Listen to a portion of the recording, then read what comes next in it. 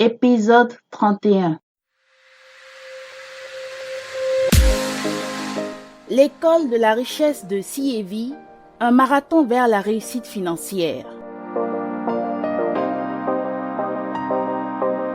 Des cours pratiques de développement personnel, entrepreneuriat et indépendance financière en 40 épisodes audio de 15 minutes chacun.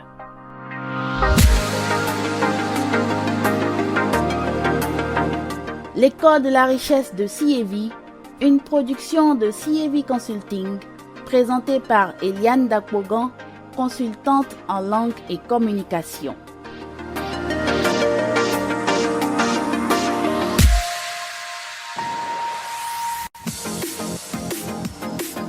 Bonjour à tous, chers marathoniens de l'école de la richesse de CEV. Votre marathon vers la réussite financière est dans sa dernière ligne droite. Vous avez atteint le 31e kilomètre et vous êtes lancé dans les 10 derniers kilomètres. Persévérez surtout, car, comme l'a dit quelqu'un, percez et vous verrez. Quand vous avez développé et maîtrisé les compétences qu'il faut, notamment le pouvoir de la vente, vous pouvez envisager à présent de vous lancer dans la création de votre propre entreprise. Pourquoi vous voulez créer une entreprise? Nous vous embarquons dans une nouvelle série de 7 épisodes, tout au long de laquelle les professeurs de l'école de la richesse de CEV vont vous donner les bases pour vous lancer dans l'entrepreneuriat. La première question est donc la suivante. Comment savoir si vous pouvez vous aussi créer votre propre entreprise? Démarrons avec professeur Dan Lok, notre expert international en entrepreneuriat. Professeur Dan Lok, vous avez vous-même échoué dans la création de 13 entreprises avant de connaître votre premier succès et bâtir votre empire actuel. Quel est le préalable pour ceux qui veulent débuter dans l'entrepreneuriat? Êtes-vous prêt? Savez-vous si vous êtes prêt pour être un entrepreneur? Voici 5 signaux d'alerte qui indiquent que vous n'êtes peut-être pas encore prêt pour démarrer votre propre entreprise. Premièrement, ne démarrez pas d'entreprise si vous n'avez pas d'argent. C'est exact, vous m'avez bien entendu. Ne démarrez pas d'entreprise si vous n'avez pas d'argent. Si vous avez besoin d'argent comme vous avez besoin de sang dans vos veines, ne démarrez pas d'entreprise. Pourquoi? Parce qu'il faut du temps à une entreprise pour arriver à maturité et générer des profits. Si vous pensez qu'en démarrant votre entreprise, vous gagnerez de l'argent dans les 2-4 prochaines semaines ou dans le mois qui suit, vous avez une mentalité d'employé. En tant qu'employé, vous recevez votre paie toutes les 2 semaines ou à la fin du mois. En tant qu'entrepreneur, ce n'est pas le cas. Ça peut vous prendre 6 mois, 1 année ou 2 années. Beaucoup de chefs d'entreprise ne font pas du tout de profit au bout de plusieurs années. Pendant ce temps, que faire? Vous devez toujours vous nourrir, vous devez toujours payer les factures. Si vous n'avez absolument pas d'argent en ce moment, qu'est-ce que vous faites? Vous vous trouvez un boulot. Ne démarrez pas une entreprise. Parce qu'une entreprise, ça demande du temps et ça exige des efforts. Et il faut de l'argent pour la faire grandir. Je dis toujours, prenez soin de vos besoins personnels en cash avant de vous soucier de construire un empire. Prenez soin d'avoir des revenus dans un premier temps.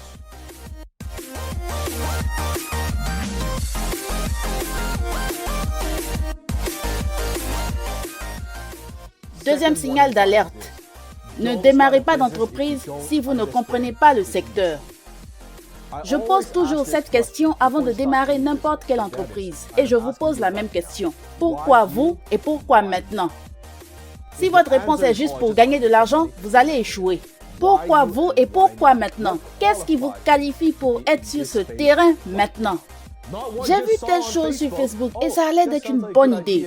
Telle personne gagne beaucoup d'argent avec ça. Alors, je dois aussi sauter là-dessus. Non, pourquoi vous et pourquoi maintenant?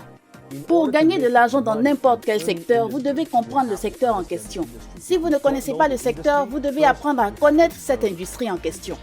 Disons que vous voulez aller ouvrir un restaurant.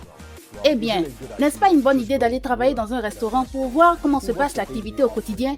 À quoi ressemble le fait de travailler dans un restaurant avant même d'ouvrir un restaurant? Donc, vous devez connaître le secteur.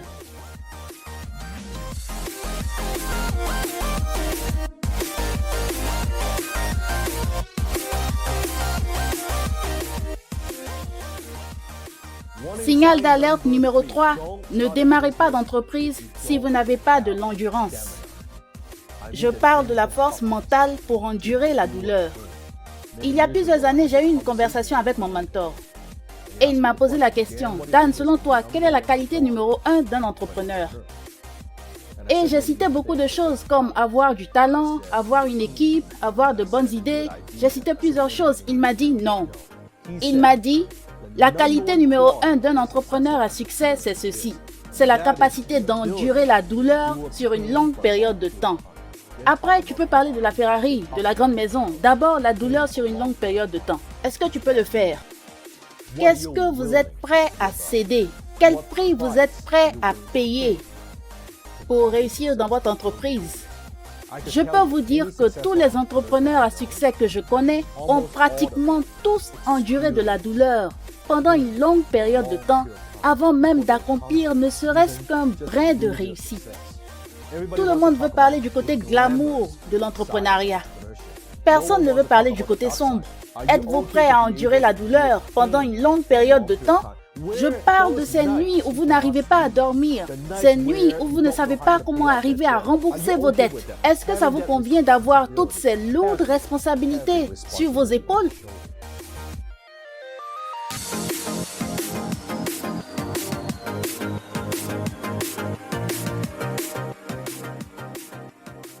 Signal d'alerte numéro 4. Ne démarrez pas d'entreprise si vous voulez plus de temps libre. C'est exact. Vous démarrez votre entreprise en disant « Maintenant, je peux quitter mon boulot de 8 heures par jour, 5 jours par semaine. Je vais devenir un entrepreneur, un chef d'entreprise. Et maintenant, j'aurai la liberté. » Vous rêvez. Vous pouvez avoir la liberté seulement après avoir travaillé pendant plusieurs années, peut-être 10 ans. Et vous aurez la liberté. Mais dans un premier temps, vous vous payez en dernier. Vous payez tout le monde avant de vous payer vous-même. Vous pensez devenir riche rapidement? Non. Gérer votre propre entreprise, ce n'est pas 8 heures par jour. C'est dans votre esprit 24 heures sur 24. Même quand vous vous reposez, vous ne vous reposez pas vraiment, vous savez de quoi je parle. Vous pensez à votre entreprise, vous pensez à comment avoir plus de clients, vous pensez à votre équipe, vous pensez à vos employés, les problèmes de trésorerie, et vous n'aurez pas plus de temps libre. Parce qu'au début, si vous n'avez pas déjà les compétences en business, la courbe de l'apprentissage sera très longue. Il vous faudra quelques années juste pour prendre le pouls et essayer de trouver ce qui va marcher dans l'entreprise. La formule qui marche vraiment pour générer des profits. Et à partir de là, pour grandir, il y a encore un très long chemin. Oubliez les 8 heures de travail, oubliez les 5 jours dans la semaine, c'est 24 heures sur 24. C'est cela la vie d'un entrepreneur. Alors, si vous n'aimez pas ça, si vous n'avez pas ça dans le sang, vous n'allez pas faire ce qu'il faut. Vous n'allez pas faire les sacrifices nécessaires parce que c'est beaucoup trop dur.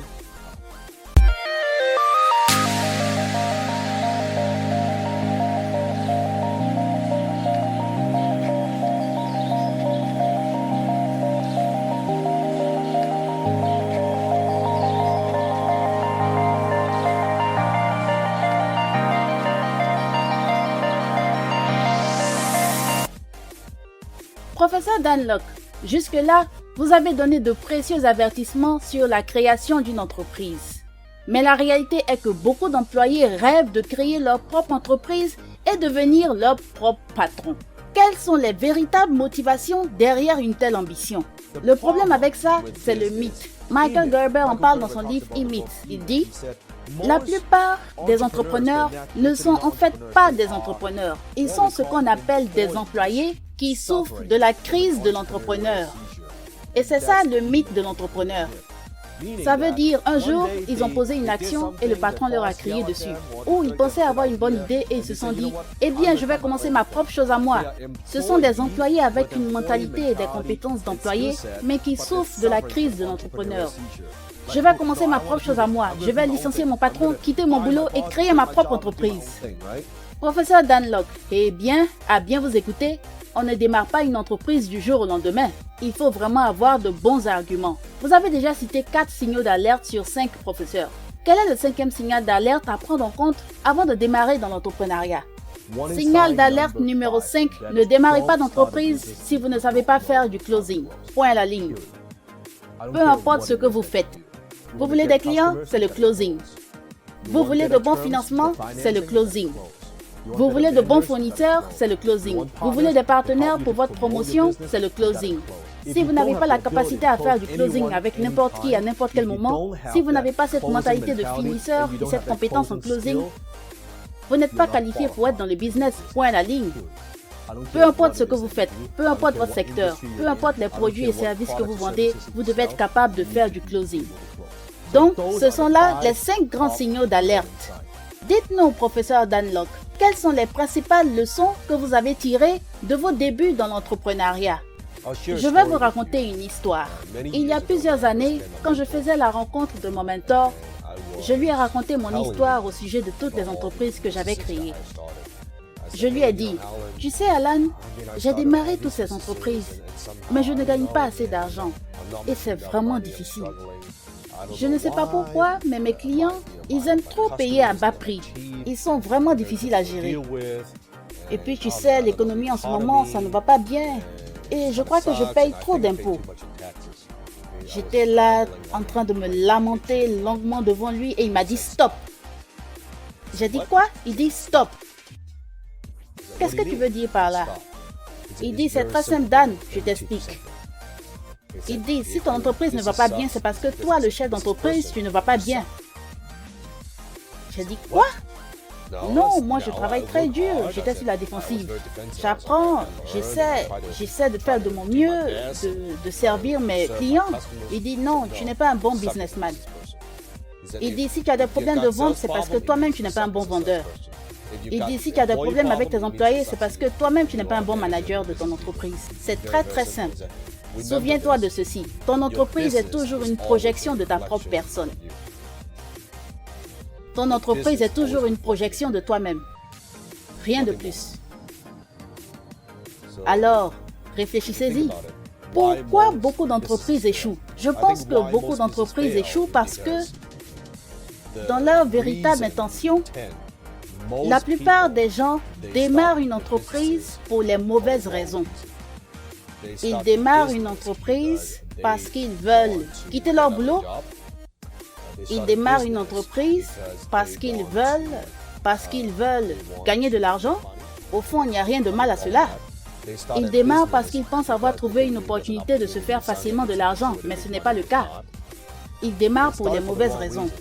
Alors, professeur, en résumé, quelles sont les bonnes raisons qui doivent nous motiver pour démarrer une entreprise? C'est voir un besoin sur le marché et avoir une compétence ou une expertise. En fait, c'est avoir une valeur et apporter quelque chose dans un secteur en particulier. Pensez à ceci. Pensez à démarrer une entreprise, c'est comme vouloir piloter un avion. Alors, c'est pas juste, je suis passionné, j'ai une idée géniale, je vais piloter cet avion. Eh bien, est-ce que vous avez déjà appris à piloter? Non. Savez-vous piloter? Non. Savez-vous où vous allez? Non. Mais ça a l'air intéressant, alors je veux le faire. Alors vous avez d'énormes chances de vous écraser. Et c'est pourquoi, selon les statistiques, 90% des petites entreprises échouent dans les 5 premières années. Même celles qui survivent après 5 ans n'arrivent pas vraiment à croître convenablement. Elles ne font que survivre. Pourquoi? Parce que les gens se lancent en affaires pour les mauvaises raisons et ils se lancent en affaires sans la formation adéquate, sans les compétences. Je peux vous dire ceci, quand j'ai vécu tous ces échecs dans toutes ces entreprises folles, si elles ont échoué, ce n'était pas la faute aux entreprises en elles-mêmes, mais c'était à cause de moi en tant qu'homme d'affaires. Je n'avais pas les arguments nécessaires, je n'avais pas l'expérience nécessaire. Je n'avais aucune notion en leadership, marketing, vente, négociation, levée de capitaux. Rien de tout ce que je sais aujourd'hui. Donc, malgré tout ce que je faisais, ça ne marchait pas. Parce que j'étais un businessman pitoyable. J'étais vraiment nul. Mais j'ai appris de mes erreurs et c'est ce qui est bien dans les affaires. Après tous ces précieux conseils et avertissements donnés par professeur Dan Lok, vous pouvez passer à l'étape suivante. Dans le prochain épisode, il sera donc question de bien mûrir l'idée de votre entreprise en vous appuyant sur 3 points essentiels. Au revoir! L'école de la richesse de CEV, une production de CEV Consulting présentée par Eliane Dakpogan, consultante en langue et communication. Avec le titre Monolith, musique du générique et du fond sonore, réalisé par Aerio. L'école de la richesse de CEV, un marathon vers la réussite financière. Des cours pratiques de développement personnel, entrepreneuriat et indépendance financière en 40 épisodes audio de 15 minutes chacun.